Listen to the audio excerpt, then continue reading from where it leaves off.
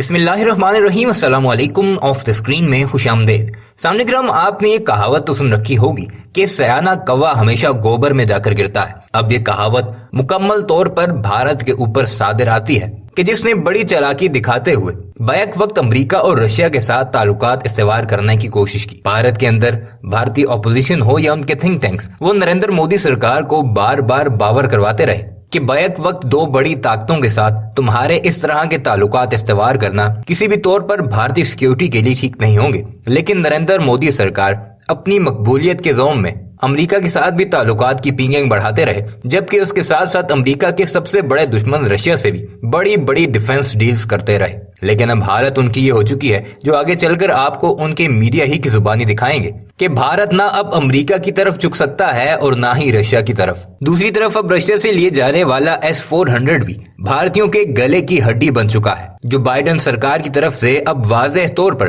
भारतीयों को ये पैगाम दिया गया है कि दोस्ती की पींगे तुम हमारे साथ बढ़ाते हो और बिलियन डॉलर्स की डील्स असलहे की तुम रूस के साथ करते हो। वैसे तो ये मामला चल जाते, लेकिन अब दुनिया की सियासत एक ऐसे टर्निंग पॉइंट पर आ चुकी है कि आलमी जंग का खतरा बढ़ता जा रहा है। रशिया और यूक्रेन के ताल्लुकात में अमेरिका और बरतानिया, यूरोप समेत पूरी तरह कूद पड़े हैं और बाकायदा अमेरिका ने एक लॉ पास कर दिया है कि जो रशिया का साथ देगा या रशिया से असलहा वगैरह खरीदेगा तो अमेरिका उस पर माशी तौर पर बड़ी पाबंदियां आयद करेगा। अब S-400 की डील जब भारत ने रूस के साथ की तो अमेरिका की तरफ से दबे लफ्जों में उस पर एहतजाज किया गया था। लेकिन अब हालात इस नहज पर पहुंच चुके हैं कि अमेरिका ना चाहते हुए भी अपने देरीना दोस्त भारत के ऊपर न सिर्फ पाबंदियां लगाएगा बल्कि उससे कड़ी पूछताछ करने पर मजबूर होगा। आया तुमने रशिया से बिलियन डॉलर्स डील किस कैपेसिटी में की जब रशिया दूसरे ममालिक पर कब्जा करना चाहता है? और यही वजह है कि भारत का मीडिया अब रोता बिलखता नजर आ रहा है कि रशिया और अमेरिका की जंग में भारत पिसने के करीब हो चुका है।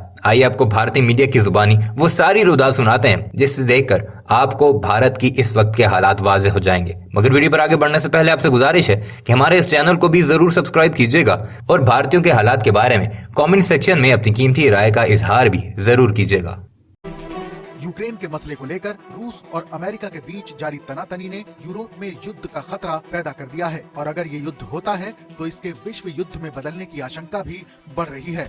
यूरोप में जंग की इस आशंका के बीच दुनिया की बड़ी शक्तियों को भी अपना पक्ष तय करना होगा और इस बीच चीन के तानाशाह शी जिनपिंग ने भी अपने पत्ते खोल दिए हैं। चीन के विदेश मंत्री ने अमेरिका के विदेश मंत्री के सामने साफ कर दिया है कि इस झगड़े में उनका देश व्लादिमीर पुतिन के साथ है। चीन के इस रुख से रूस का आत्मविश्वास बढ़ना लाजमी है। लेकिन अब भारत की मुश्किलें काफी बढ़ गई हैं।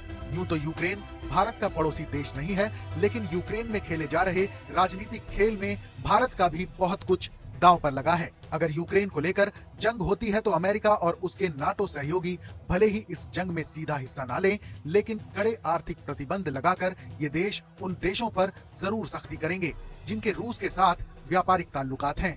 भारत की परेशानी ये है कि भारत और रूस के रक्षा संबंध कई दशक पुराने हैं और भारतीय सेना हथियारों का एक बहुत बड़ा हिस्सा अभी भी रूस से ही खरीदती है।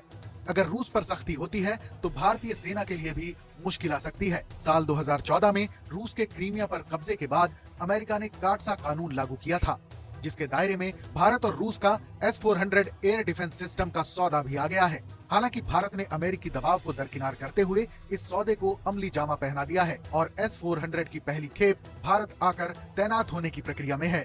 अमेरिका ने अब तक काटसा कानून के तहत इस सौदे पर कार्रवाई करने का कोई फैसला नहीं किया है, लेकिन अगर यूक्रेन में हालात जंग की ओर बढ़ते हैं तो भारत को भी अमेरिकी कार्रवाई का सामना करना पड़ सकता है। इस पूरे मसले पर भारत के लिए ये इकलौती समस्या नहीं है। अगर जंग होती है तो रूस पर काबू करने के लिए अमेरिका को चीन की मदद की भी जरूरत पड़ सकती है। ऐसे में शी जिनपिंग की अहमियत काफी बढ़ जाएगी और जिनपिंग जैसा शातिर लीडर इन हालात का फायदा उठाकर अमेरिका के साथ सौदेबाजी भी कर सकता है, जिससे एशिया में और खास तौर से भारत के साथ लगी चीन की सीमा पर चीनी सेना का दुस्साहस बढ़ सकता है।